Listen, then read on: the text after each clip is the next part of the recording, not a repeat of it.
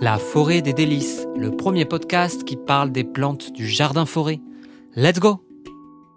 Allez, c'est parti, je vous emmène dans un nouvel épisode de cette aventure, la forêt des délices, le podcast. Aujourd'hui, laissez-vous transporter sous les branches de cet arbuste qui vient de loin, du Japon, mais qui a conquis le monde entier avec ses fruits doux et parfumés.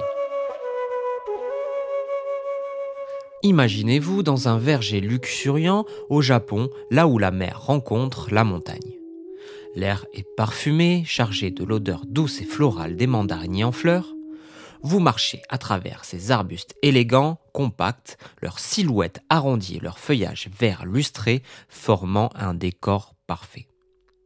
Vous voilà face à l'une des merveilles du monde végétal, le mandarinier Satsuma, ou Citrus Oncheu Satsuma.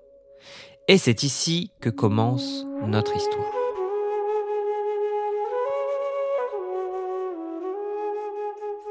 Le Satsuma, malgré son nom exotique, est un vieux compagnon des hommes, cultivé depuis des siècles pour ses fruits dorés et juteux.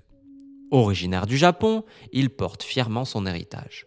Au fil des ans, il a traversé les océans, apportés par des voyageurs pour s'établir dans des terres aussi lointaines que l'Europe du Sud et les États-Unis. Là, dans ces sols riches et ensoleillés, il conquit le cœur des agriculteurs comme des grands gourmets. Ce petit arbre ou arbrisseau, qui ne dépasse jamais 4 mètres de haut, cache bien son jeu. Avec sa résistance au froid, il supporte des températures allant jusqu'à -9 degrés, ce qui le rend unique parmi les agrumes. En plein hiver, lorsque d'autres fruits se font rares, il offre ses précieuses mandarines.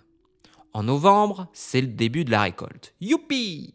Ces fruits d'une teinte éclatante sont sans pépins, trop bien, juteux et se pèlent comme un rêve, laissant s'échapper bien sûr un parfum sucré et légèrement acidulé. Saviez-vous que ces fruits sont le résultat d'une capacité remarquable appelée parthénocarpie? En d'autres termes, le satsuma n'a pas besoin de pollinisation pour fructifier. Il fait tout le travail tout seul et c'est pour cela que ses fruits sont toujours sans pépins.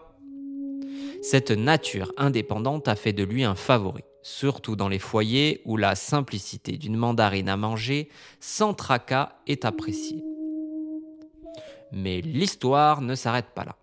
Ce n'est pas seulement pour ses fruits que le satsuma est cultivé. Au printemps, avant que ses branches ne ploient sous les poids de mandarines, le satsuma déploie un spectacle digne des plus beaux jardins. Ses fleurs blanches, délicates, parfumées attirent non seulement les insectes, mais aussi tous les regards. Et comme si cela ne suffisait pas, même après avoir dégusté le fruit, tout est très utile. Les zestes riches en huiles essentielles sont employés à des fins thérapeutiques. Ils apaisent les maux digestifs et inflammations, prolongeant ainsi les bienfaits de cet arbuste dans nos vies. Ses besoins sont modérés. Un sol surtout bien drainé, un peu d'ombre ou de soleil, des arrosages réguliers, ça aime bien l'eau, attention, c'est aussi très gourmand, donc beaucoup de compost. Mais attention, l'excès d'eau peut lui nuire, car il aime la mesure.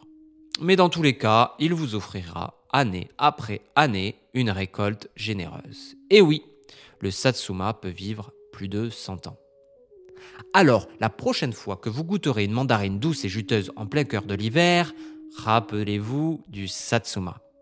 Cet arbuste à l'élégance modeste, mais l'histoire riche, qui, du Japon à votre table, continue de régaler le monde.